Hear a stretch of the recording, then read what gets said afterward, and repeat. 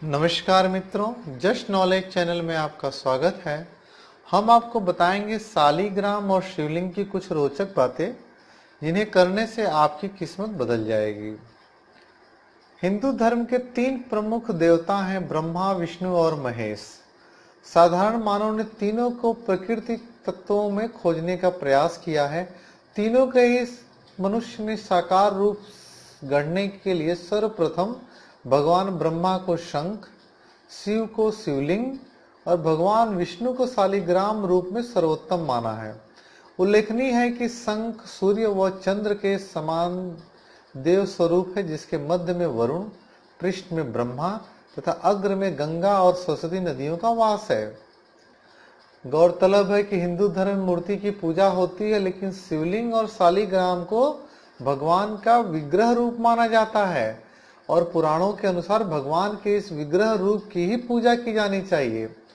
शिवलिंग जहां भगवान शंकर का प्रतीक है, तो सालीग्राम भगवान विष्णु का। शिवलिंग के तो भारत में लाखों मंदिर हैं, लेकिन सालीग्राम का एक ही मंदिर है। आओ जानते हैं कि आखिरकार क्या है शिवलिंग और सालीग्राम की उत्पत्ति और पूजा के बारे में। सालीग्राम का मंदिर मुक्तिनाथ में स्थित है। यह वैष्णव संप्रदाय के प्रमुख मंदिरों में से एक है। यह तीर्थ स्थान सालीग्राम भगवान के लिए प्रसिद्ध है। मुक्तिनाथ की यात्रा काफी मुश्किल है। माना जाता है कि यहाँ से लोगों को हर तरह के कष्टों से मुक्ति मिल जाती है। मुक्तिनाथ नेपाल में स्थित है। काठमांडू से मुक्तिनाथ की यात्रा के लिए पोखरा जाना होता है। वहां से यात्रा शुरू होती है। पोखरा के लिए सड़क या हवाई मार्ग से जा सकते हैं। वहां से पुनः जोमसोम जाना होता है।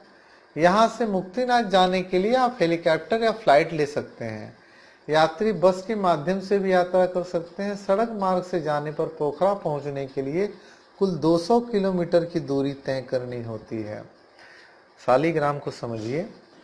शिवलिंग की तरह सालीग्राम भी बहुत दुर्लभ है। अधिकतर सालीग्राम नेपाल के मुक्तिनाथ, काली गंडकी नदी के तट पर पाया जाता है। काले और भूरे सालीग्राम के अलावा सफेद, नीले और ज्योति युक्त सालीग्राम का पाया जाना तो और भी दुर्लभ है। पूर्ण सालीग्राम में भगवान विष्णु के चक्र की आकृति अंकित होती है। सालीग्राम के प्रकार।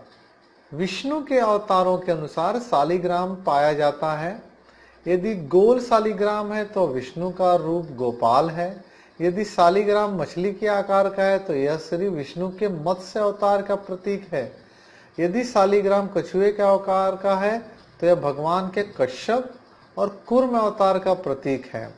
इसके अलावा सालीग्राम पर उभरने वाले चक्र और रेखाएं भी विष्णु के अन्य अवतारों और श्री कृष्ण के कुल के लोगों को इंगित करती है। इस तरह लगभग 33 प्रकार के सालीग्राम होते हैं, जिनमें से 24 प्रकार को विष्णु के 24 अवतारों से संबंधित माना गया है। माना जाता है कि ये सभी 24 सालीग्राम वर्ष की 24 एकादशी व्रत से संबंधित हैं। सालीग्राम की पूजा। घर में सिर्फ एक ही सालीग्राम की पूजा करना चाहिए। विष्णु की मूर्ति से कहीं ज्यादा उत्तम है सालीग्राम की पूजा करना। सालीग्राम पर चंदन लगाकर उसके ऊपर तुलसी का एक पत्ता रखा जाता है। प्रतिदिन सालीग्राम को पंचामृत से स्नान कराया जाता है। जिस घर में सालीग्राम का पूजन होता है, उस घर में लक्ष्मी का सदैव वास रहता है। सालीग्राम पूजन करने से अगले पिछले सभी जन्मों के पाप नष्ट हो जाते हैं। सालीग्राम सात्विकता के प्रतीक हैं। उनके पूजन में आचार विचार की शुद्धता का विशेष ध्यान रखा जाता है। तो दोस्तों, आपको हमारा ये वीडियो कैसा लगा? इसे आप लाइक और शेयर करें तथा चैनल सब्सक्राइब नहीं किया तो सब्सक्राइब करें। धन्यवाद।